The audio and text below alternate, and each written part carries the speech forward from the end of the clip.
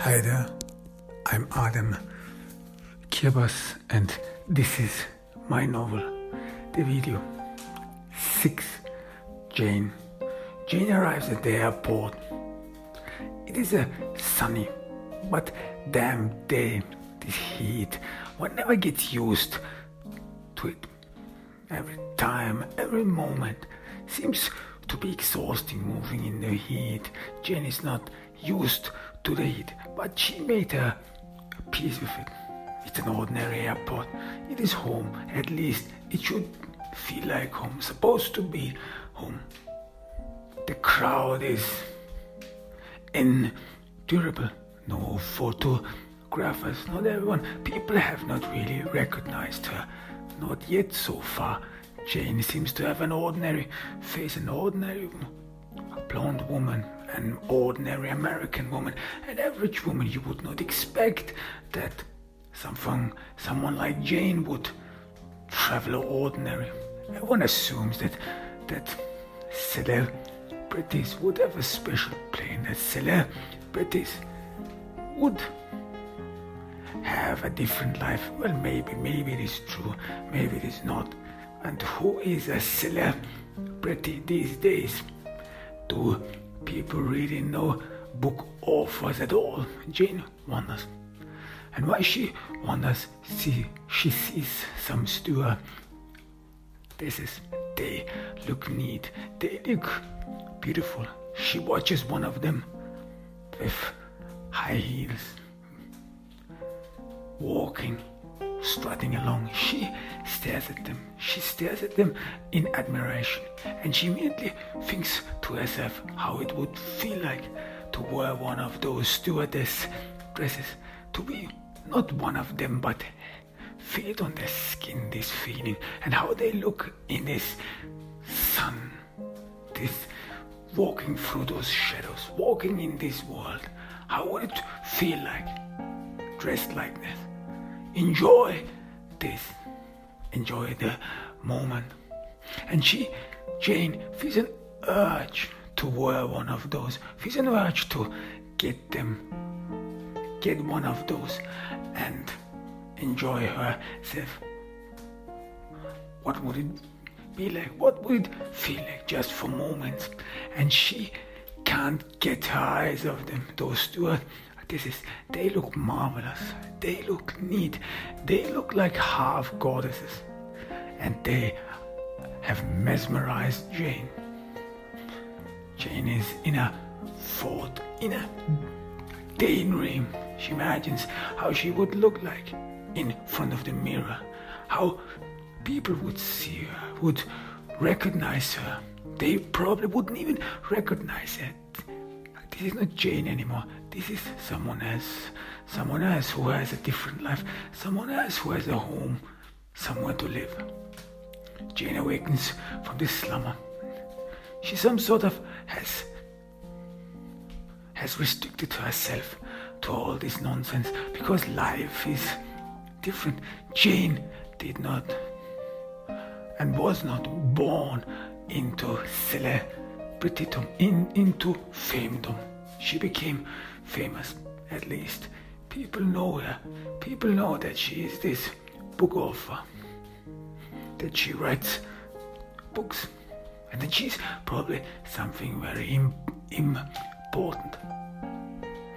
But this fame comes with a lot of responsibilities. Jane calls them responsibilities. She calls them that way because she assumes that she has to care for their fans, for people who admire her. She was told that celebrities, they give a target. They give not only a target for some mad people, but as well as are role models for others.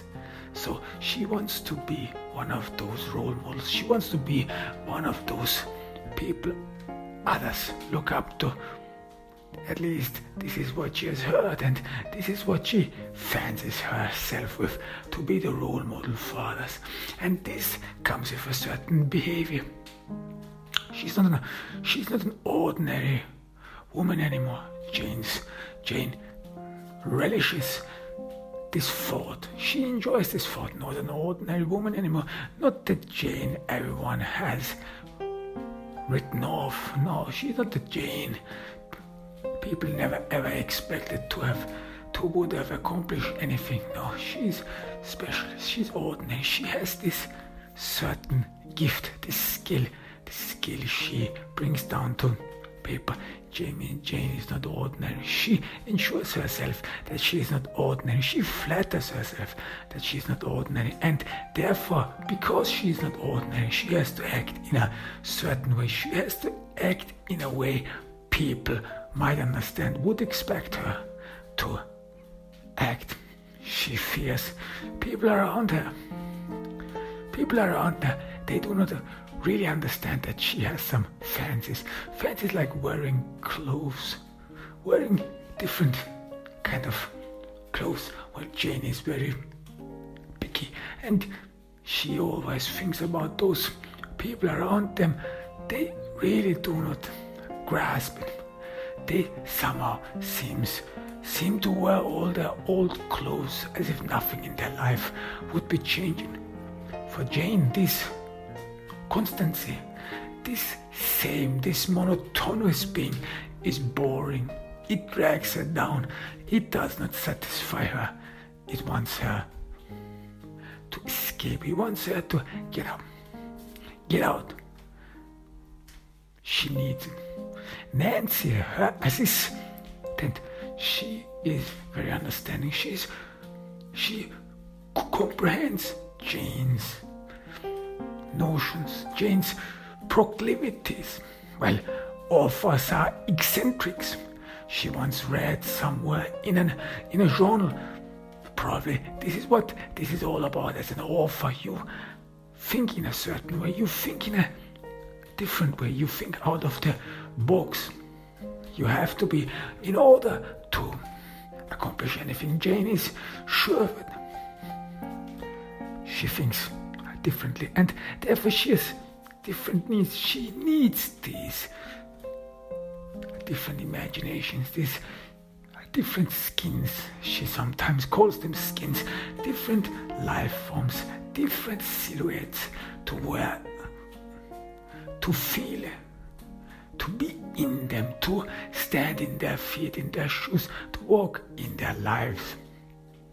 There is a driving urge, and Jane is convinced that this is probably the key to growth, to understand others, to be a writer. This is what people do, don't they? She once read that a good author tries to understand their characters fully, and that their characters they write down in their novels, in their fiction, that they have some real life connections. And Jane imagines probably what story she could make of the steward. This is, they look neat, how they would feel in their shoes, what they think every time. And Jane feels the gaze everyone would bestow on her. Everyone would stare at her, and she somehow feels at this very moment disappointed because people have not realized that she's a celebrity, that she's famous, that she ought to be known. How would it feel like if now out of nowhere people who did not recognize Jane, who did not know her, would come forward to her with her book in her hand and would reach out for her, beg for an autograph, want her to sign her books. Jane would be at first reluctant. Well, she doesn't want to be too showy. She doesn't need attention, but then in the end, of course she wants to satisfy her fans. Of course she wants to support them, because she is a role model to them after all. She is well aware of them. She is thoughtful. She is thoughtful of all the cases she would get. And she immediately thinks about her first time when she stood out and introduced her book to the world. She was beaten. She was downcast. She could hardly get herself to hold her book. It was heavy. It felt heavy. It was as if she could not stem the weight of this book. And the book, if someone would have asked her what is inside the book, what has she written about, she wouldn't have known anything. Her mind was completely scraped down, naked. She was almost standing naked in front of all these others, in front of all these people who were staring at her in expectation. She wasn't used to all these gazes. Of course, she in her youth always dreamed about being famous, dreamed about being known for something, dreamed about, this is Jane, this is her with the special skill, this is her, unmistakably her. But then when it actually happens, Jane was overcome, overwhelmed, and she was scary that people might see, scary that people might fathom that she is not self-confident. You must not doubt in any moment. You must not doubt who you are. This is what Jane kept reiterating over and over again. People have to see, people have to realize that you are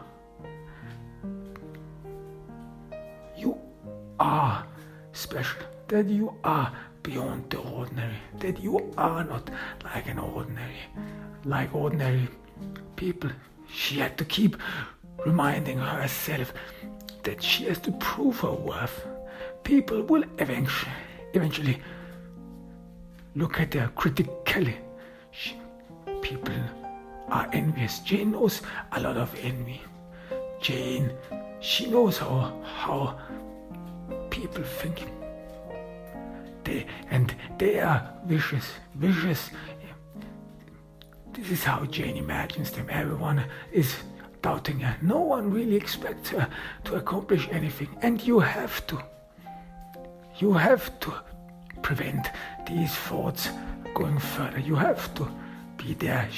Jane tells her over and over, then you have to be strong. You have to be self-confident so that no one ever doubts your abilities, because this is a tough game. Jane ensures herself, because again she had prepared herself about this show business, and she was in show business. Show business, Jane enjoys this word, show business, and now she's part of it. Before all these years, before her femdom, she only dreamed about this show business, about what it feels like. And then she's part of it, and she enjoys it, but one has to be careful, because one never knows what comes the next corner, what is to be met around the next corner. One has to be careful, and Jane is careful. She doesn't want to lose this. This is a great opportunity in her life. This makes up for all she went through, because it is not easy. People don't want to hear that. Jane is sure of it. People, they never want to know how people came forward, how they went through grueling years. And it took Jane years to understand herself, to grasp that she's destined for this, to find her way. Jane was not always thinking about becoming an author. She actually did not write in her youth or whenever. It just came over her.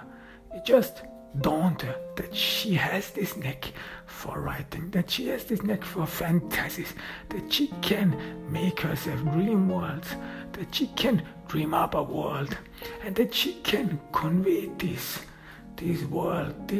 fantasies to others, to other people, to people who actually admire her for it, and people who are listening to her. This is what enjoys Jane. They wanna listen to her, and this gave her the strength and the energy when she presented her first book, the moment she started reading, the entire room fell silent. Everyone wanted to listen to her. Everyone wanted to listen to what she said, as if she would have the answers, as if she would hold the key to something. No one can ever change seats with her. This is what she thought. Now you have made it. Now people see you as what you truly are. This is what you always wanted. She kept encouraging her. This was her motivation, and this is what she enjoyed in her first book release. This was the moment when she could grab herself. This was the moment where she was overflooded with self-confidence, and no one would ever take it away from her. This was the moment when Jane was born, when the author Jane was born. No one ever should doubt her. How far she came. This is what Jane thought. And she almost forgot it. She almost forgot the feeling it comes with. This was her new home. This feeling of having made it, this feeling of having accomplished it, this feeling was her cushion. This feeling then made up for all what she could not experience before, because Jane, this was final. She had to cut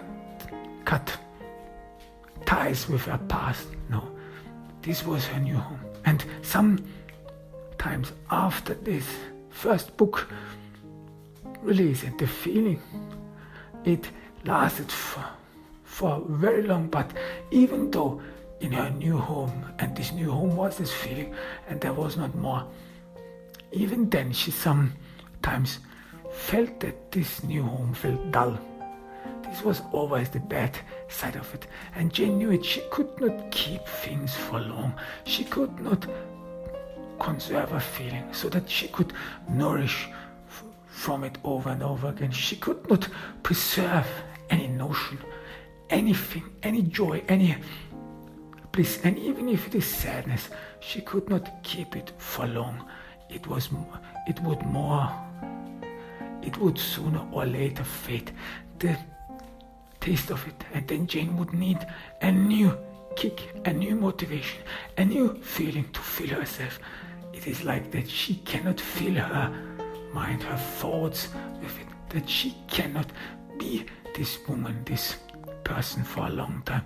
Jane then feels herself drowned, feels her life again monotonous, without any joy, void.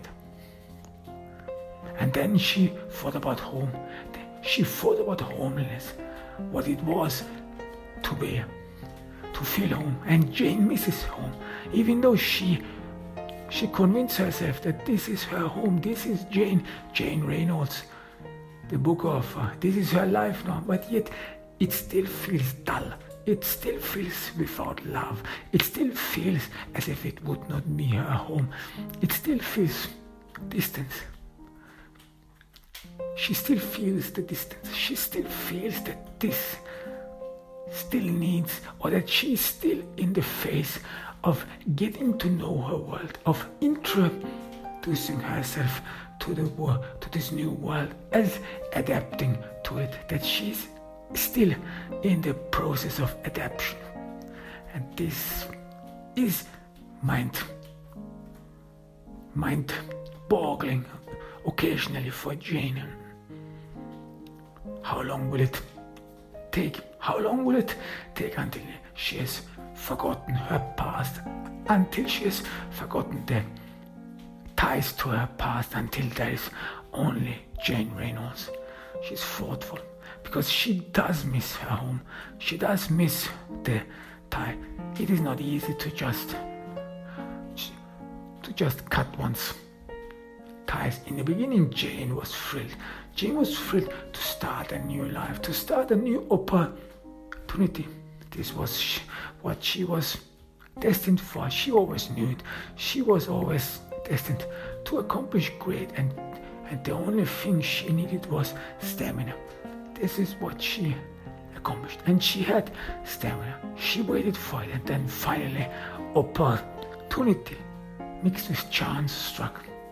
It was the very moment she then succeeded. She then accomplished it. And how far she came, but somehow she still has not lived up in this, has not really filled the room of a new femdom. Everything is still new. She imagines one party Nancy gave. This was a party after her first book release. She was a known name then. The news media and everyone had reported on her, a new rising star, a new author meets the world, meet her. And she enjoyed all these articles about her. She read them and reread them. She enjoyed every word of it. It was her they were talking about. This woman she had become, this famous woman, was now the word on the street, was now the topic in every literary circles. Her new book, and she in person. Jane actually did never really wanted to talk about the book or discuss the book. No, she wanted to talk about herself, what she sees in herself, what she is, who she is, her plans, her dreams, what she wants in life. This is what really interested her, because it was still like a new life, this new femdom. It was still on the making. It was still a process she had not figured out to that point, because before that, because she became famous, her dreams, her wishes, they were entirely different. She had a different perspective to the world, but then things changed, and one has to adapt accordingly. Jane thinks to herself, one has to adapt one's dreams, one's wishes. There is a flood of new possibilities that comes with this new femdom, that comes with all her new life. But yet, and she was still in the process of finding out when she met all those people whom Nancy said would eventually help her to become famous, to become a new well-known author. And these new people in Jane's life, they were all roaming around in her new home. And Jane really liked this home, enjoyed this home. This was one of her great feelings, this feeling alone which made her feel at home, because Jane really jumped from feeling to feeling. She still was not attached to objects, but this feeling of being something special. This was her home. And in this home she bought herself. Nancy helped her with the purchase. This was her new life, and she really enjoyed the rooms, the ample rooms, the apartment. It's just great. The apartment is her home, and she even bought a lot of stuff she actually did not need or didn't know she would ever need, but she wanted to fill this empty space, this room. She wanted to fill these rooms of this apartment with new life, with her life, with Jane Reynolds. Jane Reynolds should be everywhere. Jane Reynolds should flood every room. Jane Reynolds, the star, the author. Jane Reynolds, everyone writes about. Jane Reynolds, everyone admires. Jane Reynolds, who has written this great novel. Jane Reynolds, she is unique and a name to conjure with. And while she all decorated her new room, her new life, she kept imagining over and over again people's imagination of her, people reading the articles of her, people recognizing on the street, and she enjoyed it. She enjoyed every bit of it. This was her new life, and it was great. Being famous, it was great. But then the party started. This was her new home, and she liked to invite people in her new home, the home she filled with. But more and more she grew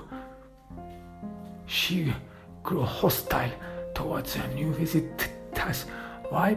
Because they were wandering and trampling around in her home, in her new home, in her new life. They were acting like they would own everything.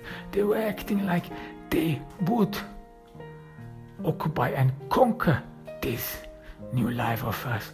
And then she felt threatened. She felt threatened that these people around her, that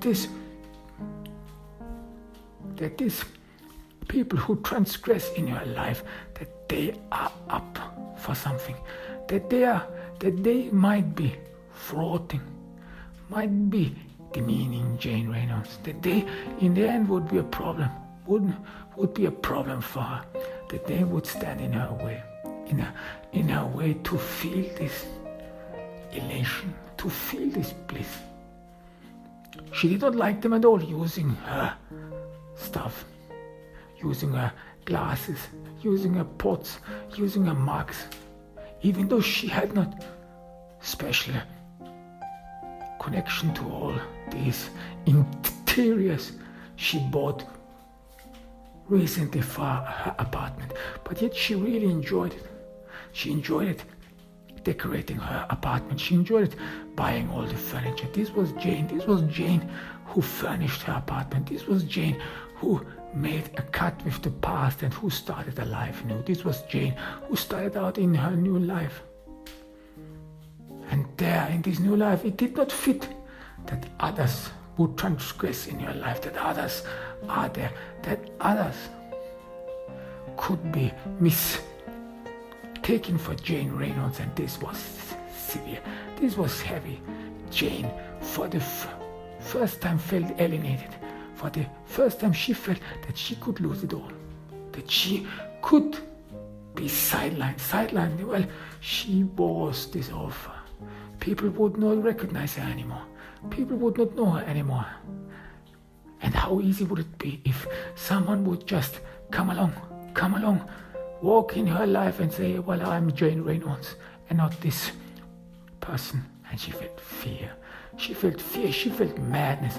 She hated Nancy for this party, for that party. That party was a stupid idea, letting people she did not know in her private life, letting people she did not know touch her stuff,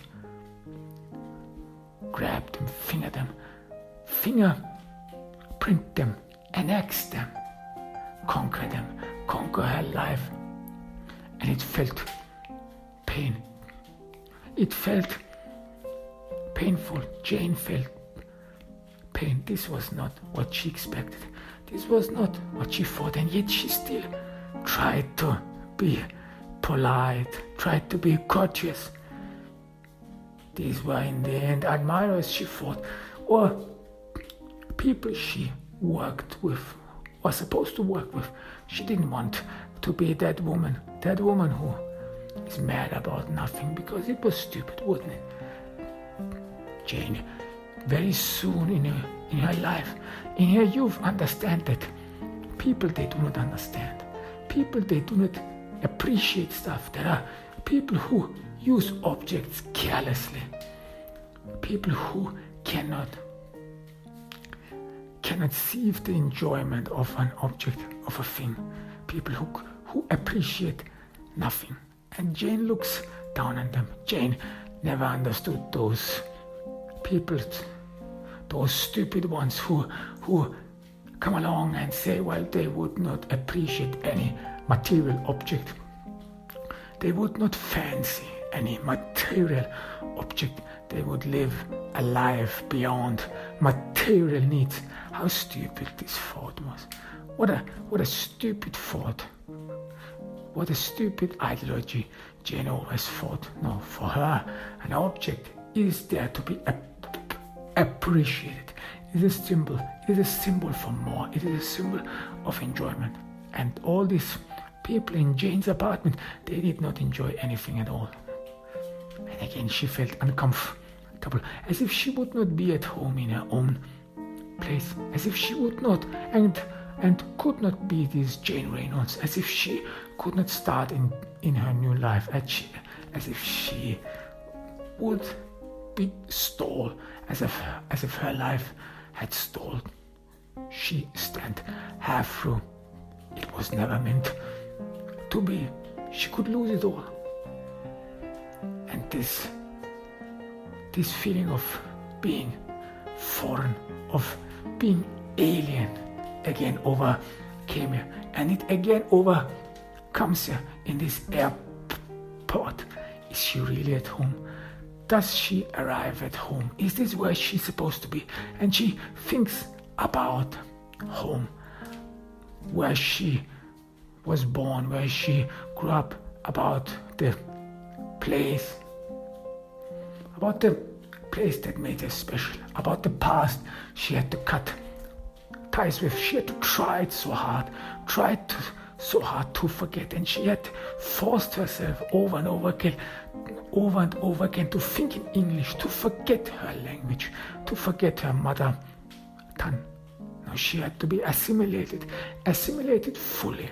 Her mother tongue, it was back in the past. No one cared about it. No one knew about it. No one should ever know about it. Now she had to adapt. She had to adapt to the language, to the food, to the culture. And this adaptation was painful. It more and more made her forget home, forget her past. Because in her past, not all was bad. At least there were some moments of warmth she felt, moments of warmth, moments she enjoyed with friends, with her brother. And it was not easy just to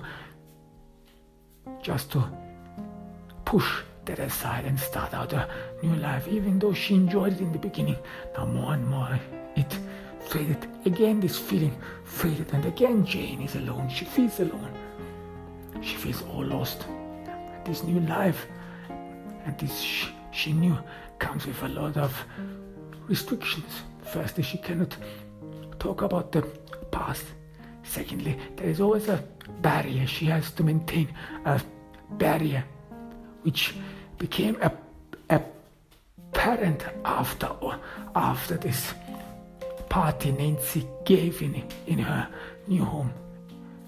People must not come too close to her. They cannot come too close to her.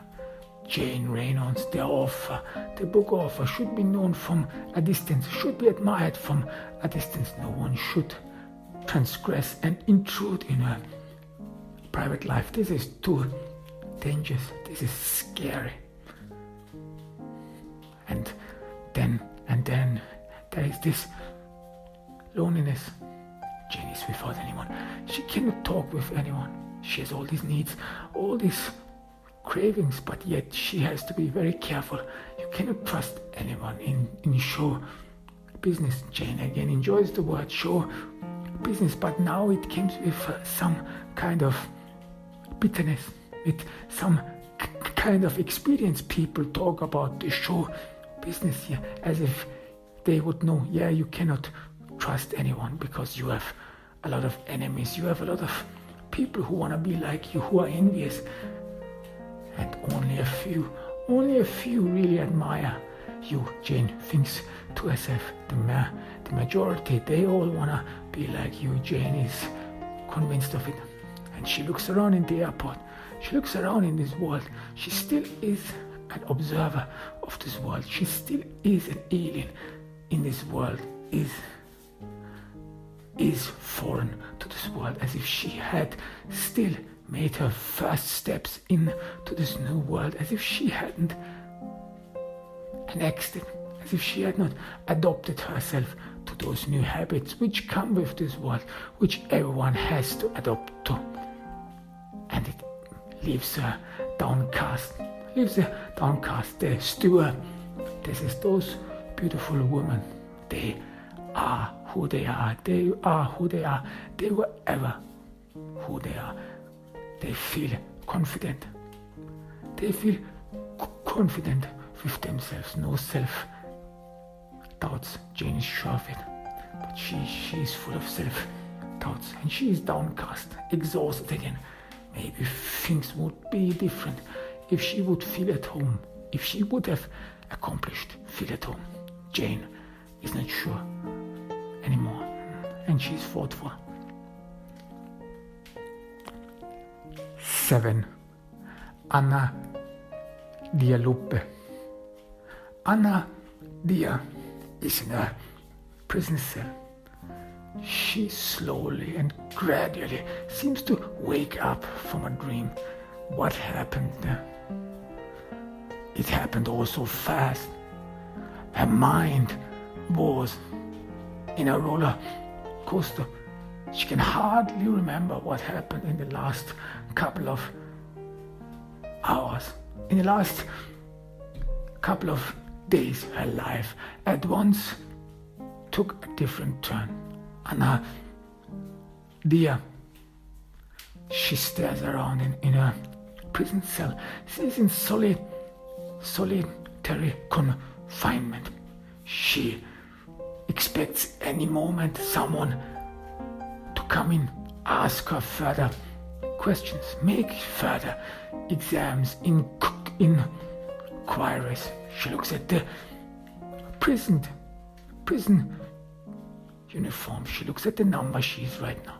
Her name, her identity has disappeared behind this prison uniform. She's a number. She's a number right now. But Anna Dia doesn't seem to be bothered. She's still in this maze. Her mind is still in this maze. What happened? What happened? Her life, all she knew before, was already laying out for her. She was this smart woman. She was this woman who was supposed to go to college, who was supposed to accomplish something. She was this woman who was actually not very political. At least Anna Dia did not partake in any political actions. She always fought in the center, moderate, understanding. She was no extrovert. She was not someone who was on the edge of something, who would always fight on the forefront. She, of course, knew in high school a lot of girls, young men who were very political, who wanted to make their political ideologies known, who fought for something. But Anna Dia Lupe always kept her distance from them. She had other dreams. She wanted to accomplish something. And then college, well, this was a beginning. She would have been the first one in her family to attend an American college. Who can say that they have accomplished it? Anna Dia Lupe, the Mexican woman who is on the verge to accomplish great. This is what she would have been known for, and she thought of it as something thrilling, thrilling excitement, and she flattered herself with this feeling. Anna Dia Lupe, the girl, and later the college graduate. She and her mother, they were joyous. They enjoyed every bit of her life. And then things changed. Things changed so fast. Things changed so fast that you don't know how fast it changes. That you can't keep up, that your mind can't keep up with it. This is what Anna Dia Lupe thinks right now. For a couple of days before, weeks before it, her life was normal. Her life was normally filled. She would follow, like this was her street. The path that was paved for her. She could easily walk on it. She could easily pursue a life, and her life seemed very simple to reap those fruits she had sought, she had worked for all these years. So why did it all derail? Why did it all go down? People around her, they did not understand. Her mother did not understand when the police came knocking. When they carried her away, her mother, and she saw her mother's facial expression. It seared itself in her mind, in her memory. she thought there must have been a mistake, because Dia Lupe thought the same thought before. She knew her mother's facial expression. There must have been a mistake. This can't be happening to me. What is it? What is it? There must be something wrong. And yet it was not, and yet it was true. Dia Lupe, she deserved to be carried away. They have been waiting for her. Now, Dia Lupe, she stared at her mother, at her astonished, speechless mother. She stared at her knowingly. She stared at her as if there's nothing more to say anymore. Everything is out in the open. Everything is clear. There was no mistake. And they carried her away. And people, and Dia Lupe, she was surprised how nice the police were. She heard a lot of stuff about them beating up people, beating up the crap out of them. And she expected something like that. She expected a rough treatment. She was a murderer after all. They must be scary. But nothing of that happened. People around her in the police precinct actually treated her very nicely, as if they would have understanding, as if they would have compassion with her. She killed Salvatore Garcia. Maybe they had an understanding. Maybe they understood it. Maybe they understood that it was necessary. Salvatore Garcia. How many lives did he destroy? How many lives did he rob of others? Now in the police precinct, everyone treated her favorably. Even the police officer who wrote down and interrogated her, he was very nice, like a bureaucrat, like a nice bureaucrat who is detached of this work, who is detached of the crime, who is detached of the deed, who just writes down what someone tells to him, like someone who is separated from the world. And Dia Lupe explained in a very calm voice, and she was surprised herself how calm she was, what she did, and that she could talk about it very calmly, how this thing changed her, how time had changed her. And the writer, the detective who wrote down the interrogation, he was so nice. He asked once or twice how angry she was. Did she take the knife with her before that? Did she knew that she was to kill her the moment she packed her knife into a bag? Did she already made up her mind to kill Salvatore Garcia? Was it clear back then? For a fact, Dia Lupe didn't know. She thought she might need the knife. She didn't think that she didn't want to kill Salvatore Garcia. This thought just did not cross her mind, no. She just thought she may be needy. She may need the knife, and that's why she put it in her bag. The police officer was understanding. He was nice, and he wrote it down as if he was a diligent bureaucrat, as if he can detach and separate his mind from the bloody deed. And Dia Lupe assumed that the crime scene must be drenched in blood. There must be a lot of blood lying there. And this was something very different from what she thought of herself.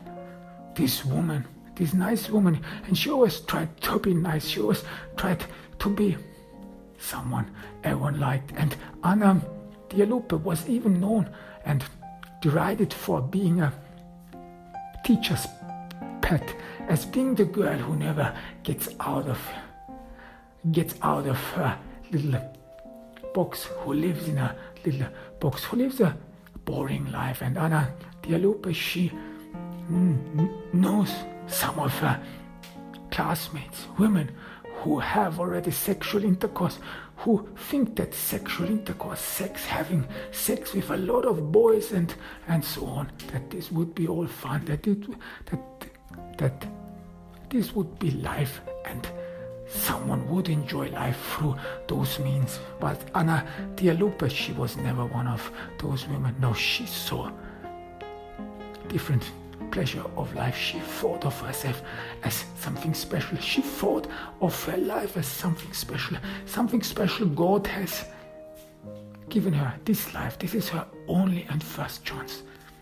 This she was always aware, and she was too worthy. And she thought of herself as too worthy just to throw herself away, just to throw herself and her life away. And for whom? For just a random dude who can take his turn with her to give him pleasure. No, Anna Dia Lupe, she's more than that. She's special. She thought that she's special, and she would never throw her life away for that stupid thing, for such a stupid thing like sex. That is more than that. Anna Dia Lupe did never have sex. She did not have a boyfriend, but she did not miss it. She never came across someone who would have conquered her heart. That's why she always thought about love, about sexual seduction, about this special attraction as a ghost, as a holiness, as nonsense, nothing people should ever worry about. No, she had her life, had her plan. Something new was waiting for her. College, a new part of her life was supposed to start. A new chapter in her life. College, she would meet a new people. She would learn something, and this was pure enjoyment for Anna Dia Lupe. Knowledge, getting to know something, getting to know the world. Be in this world, to understand everything, to fill her brain with knowledge. Some days she just felt empty. Some days her mind, her brain just felt empty, and then she felt this urge to fill her mind with knowledge, fill her mind with things one is supposed to know, one ought to know, things that help you to understand everything, to make sense of your world. Anna Dia Lupe was that girl. She enjoyed learning something new. But then things changed. Things changed, and she could not hold it back. She could not grasp what changed. How did she come here? Anna Dia Lupe looks around in the prison cell. She looks at her hands. They were bloody ones. They were bloody. These tender hands. These tender hands. They killed someone. They were capable of killing someone. They held a knife. And it was as Anna Dia Lupe never had expected. It was not that she somehow had to fight with herself, that there was an obstacle in her mind. No, it actually happened all automatically. She stood in front of Salvatore Garcia. For a moment, she was not sure what to say, what to do. She didn't even say anything. She just stood in front of him. He stared at her. Anna Dia Lupe is a beautiful woman, and Salvatore Garcia, he smiled at her. He was interested in her. He enjoyed her. And Anna Dia Lupe, she saw exactly that Garcia, that Salvatore Garcia undressed her, that he advanced her, and that she felt danger. But for an odd moment, she did not feel fear. She did not feel anything at all. She felt dumb. She felt numb. She felt as if in her whole body she would not have any feeling at all, as if she would be drained of anything, as if she would stand there boiled down on this very ground. She knew that she could not go away anymore. It was a stupid idea. The very moment she stood in front of Salvatore Garcia, she knew it. This was a bad idea. This was stupid, and that she shouldn't have gone there, that she should have done something else, but she didn't know what. She was lost. She hadn't talked with anyone, and she could not talk with anyone. She could not tell anyone who would understand her feeling. Is it even possible to fathom? Because Dia Lupe, she didn't understand it herself. She was tongue-tied, was self-beaten, crushed. She could not believe it herself. And then there she stood in front of Salvatore Garcia, and she forgot everything. She forgot who she was, what she was doing there, what she was supposed to do there, what is one supposed to do after this. And then at once, as if it would happen mechanically, and it happened mechanically, she grabbed in her bag, took out the knife. Salvatore Dali was still smiling, and then she stabbed him. It happened so mechanically. She just stabbed him in his throat. She rammed the knife in his throat. The police officer before had asked her about it. How did you kill him? Did you ram the knife with a lot of force in his throat? Or was it just that he cornered you? Did he corner you and you had to defend yourself? Or did you ram the knife full in his throat? And he asked her this in such a normal way, as if one would see this every day, as if this would be a normal question.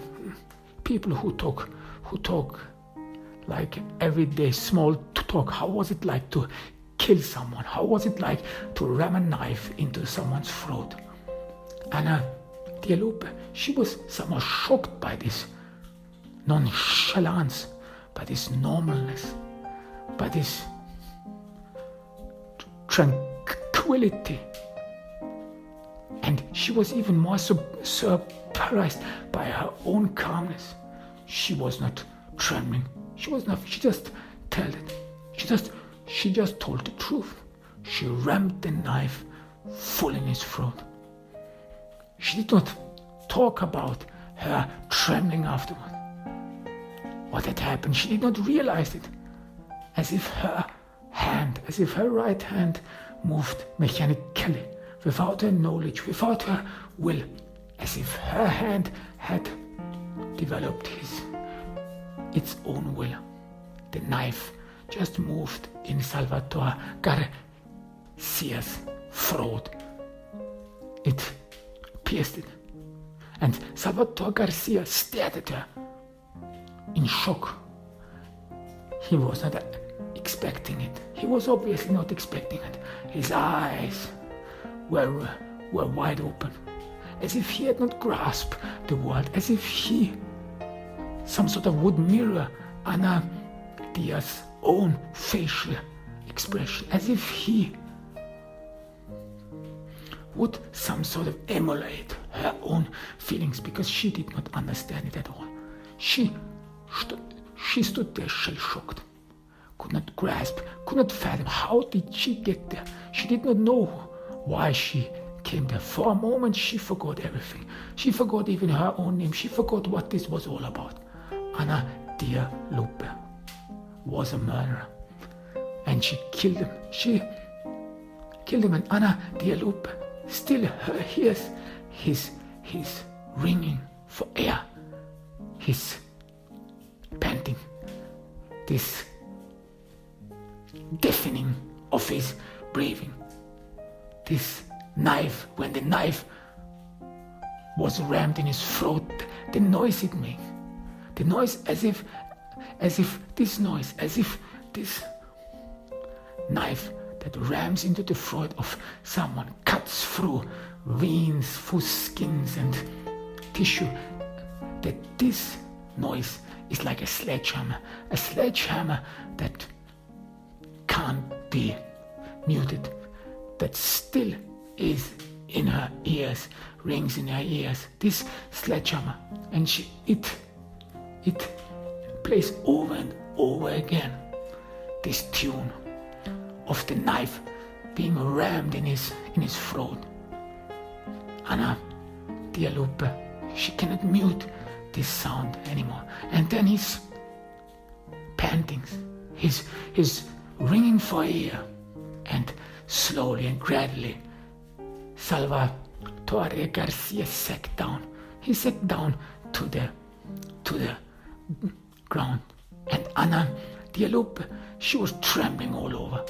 The knife in her hand, she was trembling all over. This is what she did. She never would have expected that she could do something like that. And then she did it. And she stood there, shell-shocked. She stood there as if she could not understand what she did. And why did she do it? Anna, Dia Lupe, she's thoughtful. She's in this prison cell. She looks around. There was no other alternative anymore. Anna, Dia Lupe is sure of it. She had to do it. And this prison cell, everything, this small room, this solitary confinement, this is her new home now. This little place. And Anna, Dia Lupe, she thinks about the life she had before, weeks before it, that she probably would now, if this wouldn't have happened, that she probably would now prepare for college, prepare for a new life, prepare for this new chapter of her life, and she would be thrilled and excited to learn about new things, to get educated, to garner knowledge, to open her horizon to the world, and that this possibility would have been already thrilling to her. But this life was gone. This life was gone for good. This is her life now. And more, Anna, Dia Lupe, she feels uncomfortable. She feels trapped. For the first time, she seems to realize that this is the end. That this life, this place she is confined in, that there is no escape of it. And she feels some sort of bitterness, and she asks herself, why did I do it? What did I do it? Was it really necessary?